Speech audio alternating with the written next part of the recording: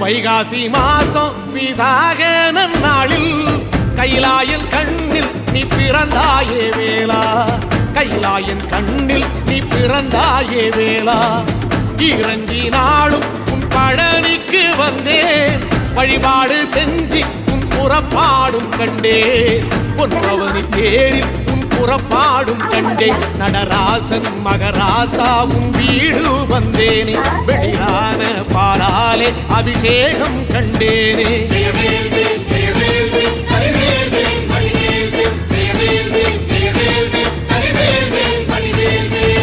தென்பழனி தேடி உன் தென்பழனி தேடி திருநீரு பூசி நான் ஓடோடி வந்தேன், திருநீரு பூசி நான் ஓடோடி வந்தேன்.